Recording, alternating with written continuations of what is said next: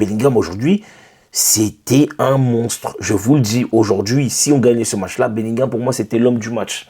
C'était l'homme du match, il était partout, il était au four et au moulin, il courait partout, il perdait très peu de ballons.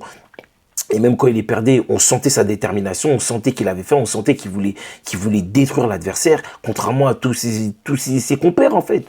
Défaite du Real Madrid, 3-2 face au FC Barcelone en finale de la Coupe du Roi, les amis. Est-ce que ça vous étonne?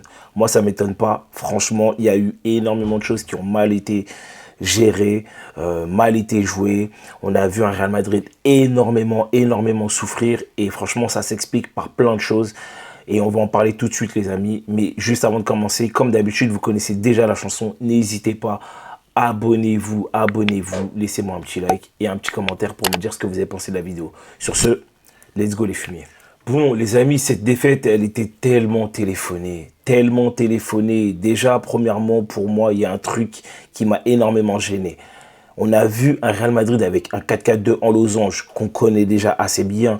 C'est une formation qu'on a jouée l'année dernière, toute la saison avec, il n'y a aucun problème. C'est du par cœur, on connaît déjà. On a vu que là, ça faisait 2 ou 3 matchs, mais plutôt 2 matchs où on a vu Carlo Ancelotti remettre cette compo-là parce que on voit que cette équipe du Real Madrid, avec ce 4-4-2 en losange, elle a plus d'automatisme, elle gère mieux le milieu de terrain, elle peut plus imposer son jeu tout simplement et être plus dangereuse. Sauf que là, les amis, je vous ai affiché la compo, c'est que dans ce 4-4-2 là, déjà, il y a un gros X, c'est Lucas Vazquez.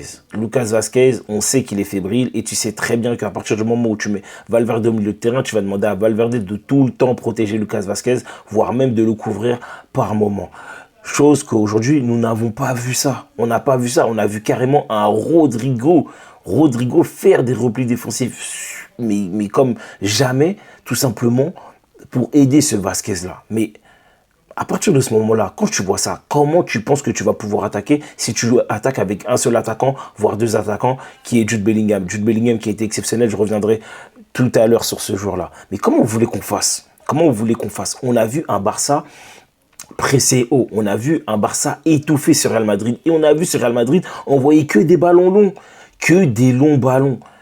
J'ai pas compris en fait, c'était quoi le but en fait, tout simplement de Carlo en fait. C'est quoi? C'est on défend bien bas, on essaye de ne pas prendre de but et on envoie des ballons longs pour qu'ensuite Bellingham, Rodrigo et Vinicius essayent de récupérer les ballons et après on joue les coups à fond. Mais c'est mort. C'est mort. Déjà, franchement, ton plan de jeu là, quand tu démarres comme ça, c'est KO. C'est KO. C'est KO et on l'a vu pendant 55 minutes. On a souffert. On a vu cette équipe du Barça avoir le pied sur le ballon. On a vu cette équipe du Barça jouer dans les petits espaces correctement, dans les intervalles. On a vu des déplacements intelligents de Rafinha, de Ferran Torres, de Lamine Yamal.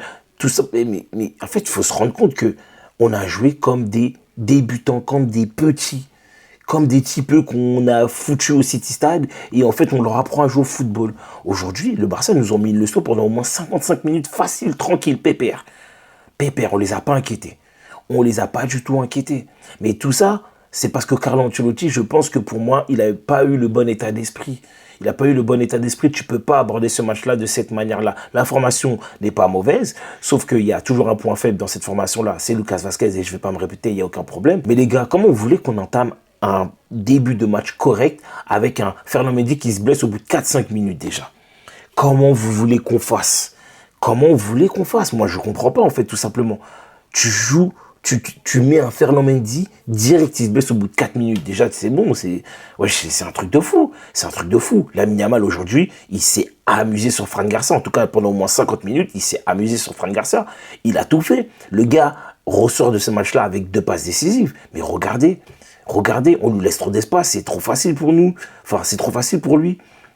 C'est en mode easy pour lui. Fran Garcia qui fait que de se jeter. Pour moi, la défense, aujourd'hui, elle n'a pas été cataclysmique, mais franchement, il y a eu trop d'erreurs de positionnement, trop d'erreurs techniques aussi. Rudiger, par moments Asensio, Fran Garcia, je vous en parle pas. Lucas Vazquez, c'était compliqué, c'était dur, c'était extrêmement dur. Et malheureusement, tu peux pas entamer ce match-là de cette manière-là. Le milieu de terrain invisible, le seul joueur qu'on a pu voir aujourd'hui, en tout cas en première mi-temps, pendant 55 premières minutes, mais c'était Bellingham. Bellingham, aujourd'hui, C'était un monstre. Je vous le dis, aujourd'hui, si on gagnait ce match-là, Bellingham, pour moi, c'était l'homme du match. C'était l'homme du match, il était partout, il était au four et au moulin, il courait partout, il perdait très peu de ballons. Et même quand il les perdait, on sentait sa détermination, on sentait qu'il avait faim, on sentait qu'il voulait détruire l'adversaire, contrairement à tous ses compères, en fait. Moi, j'ai pas vu cette dalle-là. J'ai pas vu cette dalle-là auprès de tous les joueurs, en fait. C'est ça qui m'a gêné. C'est ça qui m'a gêné. Aujourd'hui, Rodrigo, vous l'avez vu, vous? Est-ce que vous l'avez vu, Rodrigo? Parce que je sais qu'il y a beaucoup de défenseurs de Rodrigo. Ouais, de toute façon, Mbappé, c'est lui qui pose problème. Il défend pas, nana. De toute façon, vous allez voir quand on va jouer en 4-4-2 avec Rodrigo et que Mbappé sera sur le banc, tout ça et tout. Bon, on a tous vu, les gars. On a tous vu pendant toute la première mi-temps. On s'est fait poutrer. On s'est fait poutrer. On a pris une fessée. Et heureusement qu'ils nous en collent au moins même pas 4. Heureusement, on perd que 3-2. Parce que toute la première mi-temps, elle était catastrophique. Première mi-temps, j'ai vu que Jude Bellingham. Et ça, ce n'est pas normal. Ce n'est pas normal. Carlo Ancelotti, pour moi, il a mal abordé ce match-là. Il a mal géré ce match-là. Il a mal travaillé. Que ce soit tactiquement, que ce soit même dans l'état d'esprit. Pour moi, l'état d'esprit n'est pas bon. L'état d'esprit n'est pas bon. Et heureusement qu'en deuxième mi-temps, comment dire, pendant les 5 premières minutes, c'était compliqué. Mais après, tu mets vraiment le pied sur le ballon et tu imposes quelque chose, un rythme, de l'agressivité physique et de la bonne agressivité physique et pas des fautes bêtes là que j'ai pu voir aujourd'hui. D'ailleurs, big up à l'arbitre parce que l'arbitre il était catastrophique aujourd'hui. Il a été catastrophique, il a été cataclysmique. Franchement, il a fait un match de merde tout simplement. Et quand je dis ça, c'est pas en mode ouais, il a pas favorisé le Real ou je sais pas quoi. Non, tout simplement, il a été mauvais. Pour moi, il était mauvais des deux côtés, même plus du côté du Barça aujourd'hui. Mais en tout cas, c'est pour dire qu'il a été très mauvais. Mais deuxième mi-temps, heureusement qu'on met le pied sur le ballon. Heureusement que là, en fait, on se dit, ok, là, les gars, il faut qu'on passe au moins la première. Parce que la première, elle n'a pas été passée en première mi-temps. Je vous dis tout de suite, la première et la deuxième, à aucun moment. J'avais l'impression d'être en marche arrière. Ce n'est pas normal, en fait. Moi, ça me rend dingue. Mais bref, c'est pas très grave. Heureusement qu'il y a eu des changements. Et pour moi, les changements de Carlo Ancelotti ont eu un apport, un vrai apport. Arda Güler, Modric, Mbappé. Mais les gars, le match a complètement changé. C'est une dinguerie. On est passé du tout au tout d'un coup. On a perdu, certes, il n'y a aucun problème. Je pense qu'il y a aussi une histoire de fatigue et autres. Mais heureusement, les amis, que Carlo Ancelotti a fait ces changements-là. Et là, sur ce point-là, je peux lui donner ses lettres de noblesse.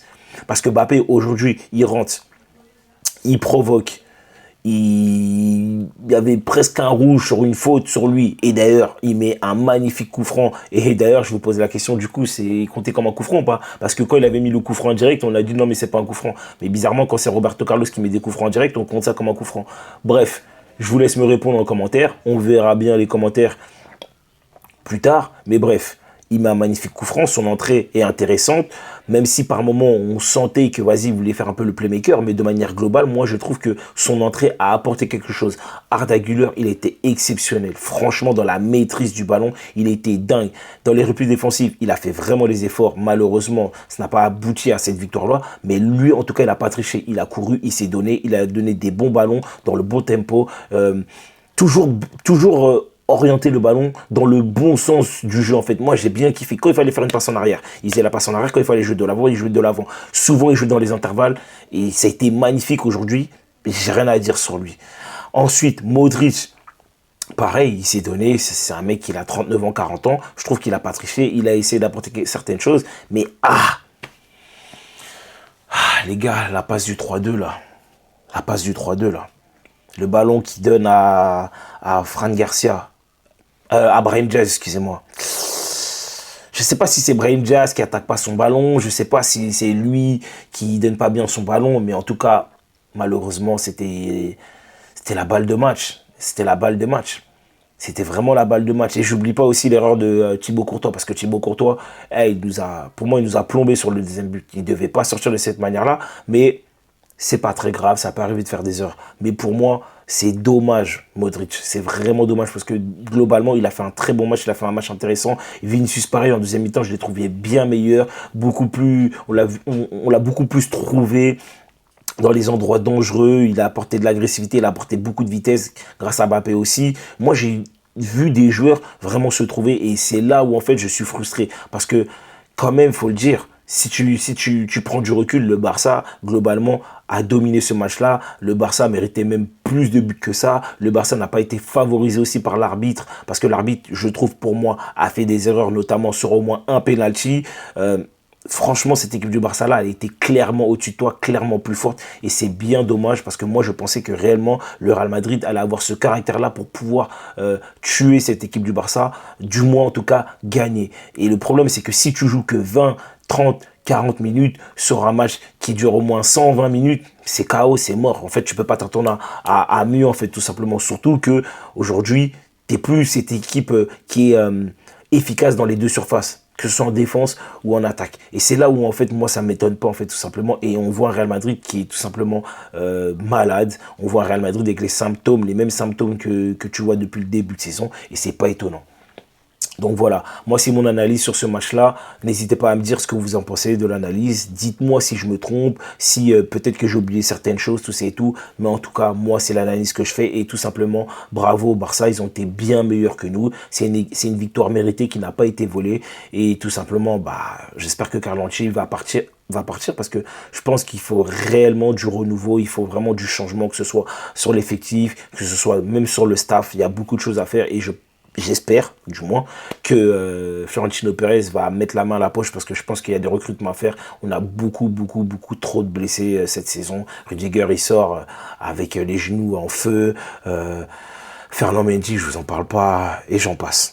Donc voilà, et Vinicius aussi. Donc voilà les amis. Sur ce, c'est tout pour aujourd'hui. Bravo encore au Barça. Et puis, on se retrouve pour la prochaine. Surtout, n'hésitez pas à vous abonner. Comme d'habitude, si vous avez kiffé la vidéo, un petit like et un petit commentaire pour me dire ce que vous avez pensé du match. Sur ce, ciao les fumiers.